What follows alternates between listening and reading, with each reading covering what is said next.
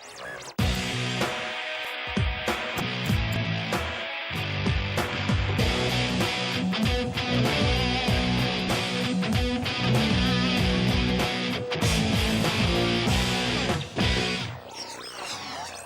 aula pública de hoje discute o futuro econômico da China.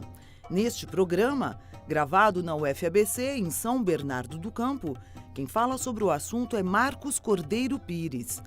Doutor em História Econômica pela USP e livre docente em Política Internacional, Marcos Pires é professor da Faculdade de Filosofia e Ciências da Unesp de Marília. Nas últimas décadas, a China realizou uma série de transformações econômicas e sociais. Com a forte intervenção do Estado, o país passou a reestruturar o setor produtivo para uma economia de mercado. O resultado foi crescimento expressivo, colocando a China como a segunda maior economia do planeta. No entanto, especialistas apontam contradições entre o crescimento econômico e o desenvolvimento social. Em 2015, 70 milhões de pessoas viviam em condições de pobreza absoluta, o que significa viver com apenas $1,25 por dia. Além disso, apenas 1% da população concentra 1/3 da riqueza do país. Mas afinal, a China conseguirá ser uma potência mundial sem resolver as questões internas? Qual é o futuro da economia da China?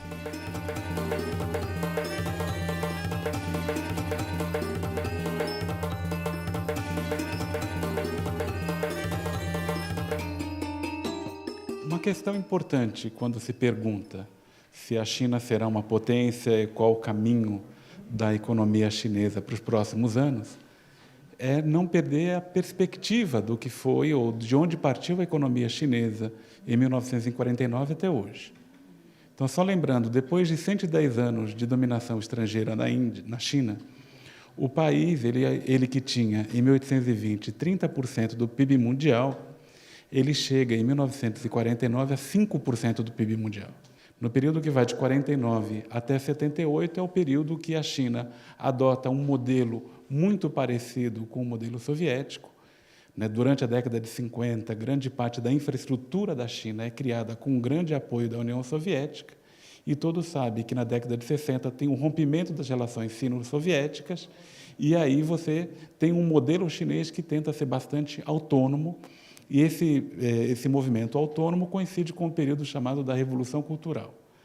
Acaba em 76 com a morte do Mao, em 78 tem mudança de liderança no Partido Comunista Chinês com Deng Xiaoping, e a partir daí começa um processo de modernização da economia chinesa, que conta com forças de mercado, que conta com capital estrangeiro, que conta com uma grande criatividade do ponto de vista da política chinesa.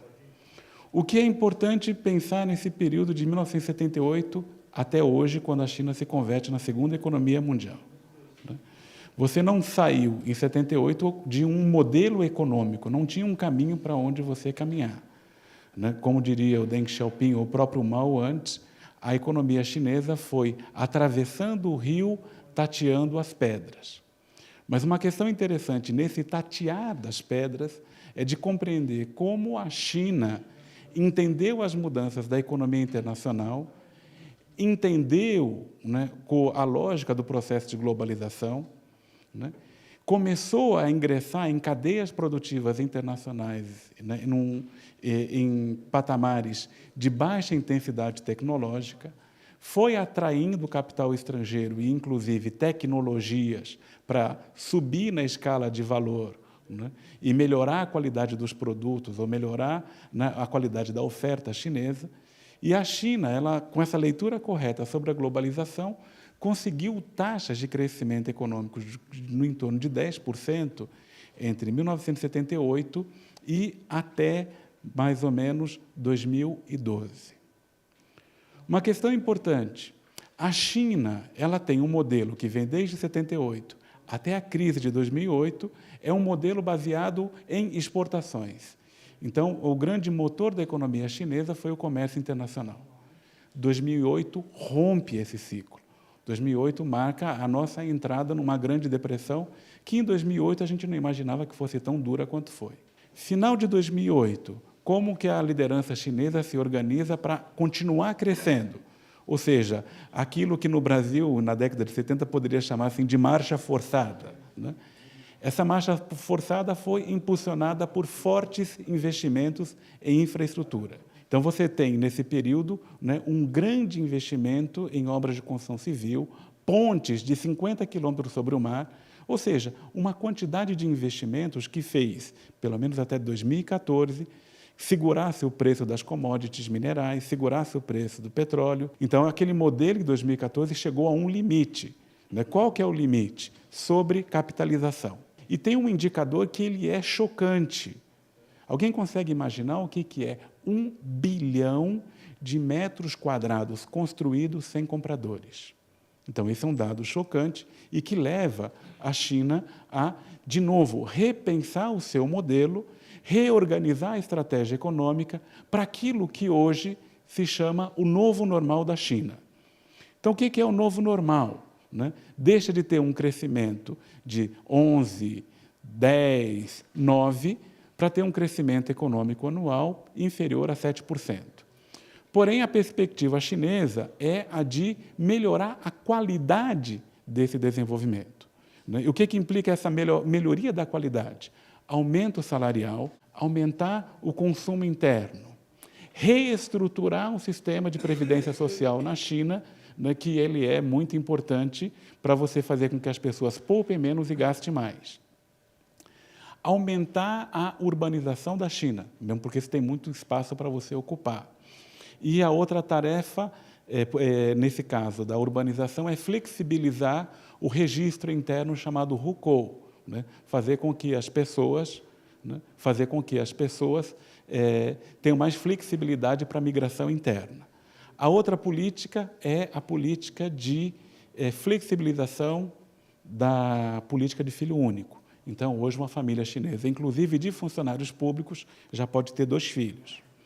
E aquela questão mais importante é melhorar a qualidade da oferta. A China está caminhando em qual sentido? Está caminhando no sentido de criar marcas internacionais, de intensificar o desenvolvimento tecnológico, né? de melhorar o design dos produtos. Né? É um investimento muito sério. Porque aí, né, para concluir essa primeira pergunta, a gente pode colocar, a China é uma potência? Né? Quer dizer, é uma potência em construção. Né? Um país que tem 1 bilhão e 400 milhões de habitantes, por si só, já é uma potência. Um país que tem capacidade de dissuasão de uma guerra nuclear. Né? A primeira bomba atômica chinesa é de 1964. Então, essa é uma questão importante. Um país que consegue colocar astronautas e consegue colocar satélites em órbita da Lua, né? E vai criar agora a sua própria estação,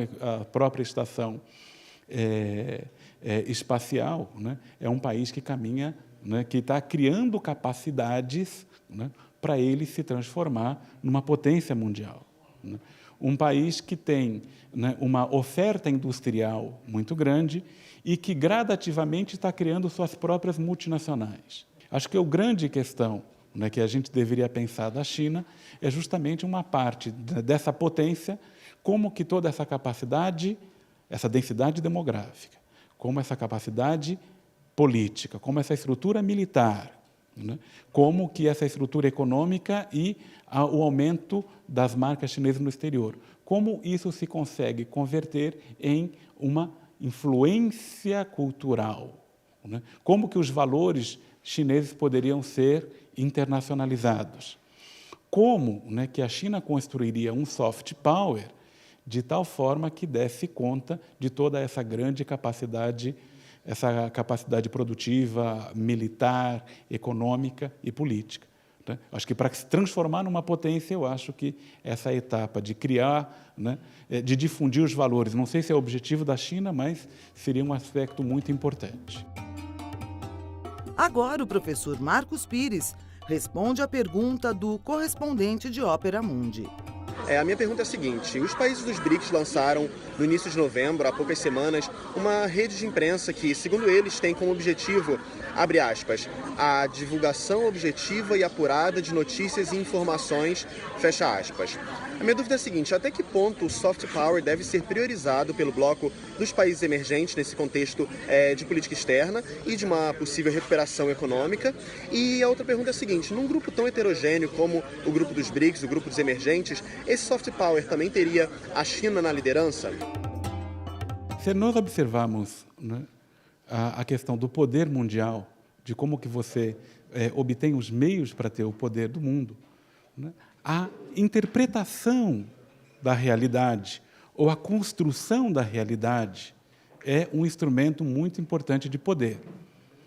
Então, pegando um único exemplo, né, alguém consegue ter noção da destruição dos ataques da OTAN à Líbia? Alguém consegue ver criancinha morta, escolas destruídas, hospitais derrubados, jogados no chão por conta do bombardeio da OTAN? Alguém consegue entender quais eram os tais defensores ou lutadores da liberdade da Líbia que levaram à deposição, né, e à intervenção militar na Líbia? Né?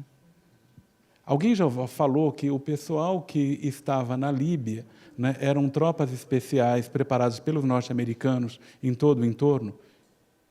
Ninguém fala isso. Por quê? Porque você ter a mídia é de você ter, né, construir a realidade, principalmente numa sociedade de massa. Então, se alguém tem TV a cabo e coloca no canal da TVE espanhola, da Deutsche Welle alemã, da RAI italiana, né, da TV5 francesa, da CNN, BBC, ou qualquer coisa que o valha, né, a gente parece que está vendo uma coisa uníssona. Ter o controle da mídia é uma questão muito importante, porque você constrói narrativas, você cria inimigos, você cria raiva, você desperta simpatias. Do ponto de vista dos BRICS, eu imagino que é um problema muito sério de você criar alguma narrativa de BRICS no contexto em que esses países se encontram. Eu não poderia dizer, do ponto de vista do Estado chinês ou do Estado russo, aparentemente, criar uma narrativa é muito mais fácil, porque o nível de controle que esses governos têm sobre sua imprensa é muito grande. Agora, quando você observa para os outros países, né, a própria Índia, né, o partido religioso, de extrema-direita, nacionalista, pró-mercado, do Narendra Modi, né, ele ganhou a eleição justamente quando toda a imprensa indiana demonizou o Partido do Congresso. E o Partido do Congresso teve uma derrota tão flagrosa, né, na última eleição quanto o Partido dos Trabalhadores teve nessa última. Então, você teve toda uma construção ali e toda aquela mídia ela foi uma mídia pró-mercado.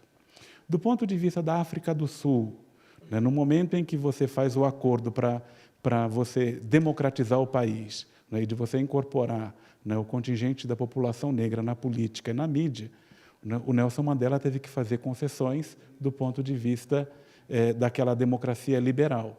Então, você observa que, por mais que você tenha, né, um governo do Partido do Congresso Nacional Africano, em cujo centro do Congresso Nacional Africano, do Congresso Nacional Africano, está o Partido Comunista Sul-Africano, você não tem esse partido, né, o nível de controle ou o nível de presença na imprensa tal como na Rússia e na China.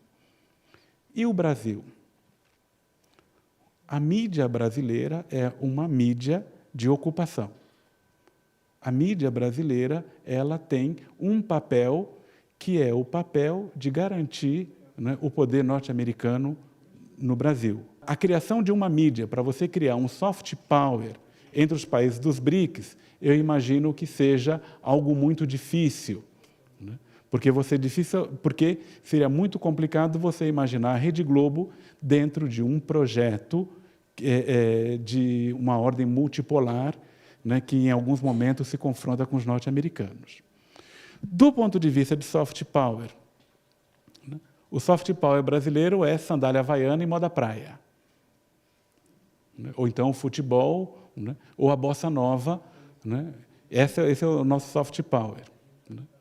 Do ponto de vista do chinês, né, já que é o principal país do bloco, metade do bloco é a China, né, é muito complicado pensar um soft power chinês ou uma exportação de valores da China. A gente observa, mesmo a China, quando atua na África, quando atua em outros países, a China não tem uma agenda que vai levar os seus valores de direitos humanos, democracia, nada. A China não tem esse tipo de agenda tal como tem os ocidentais.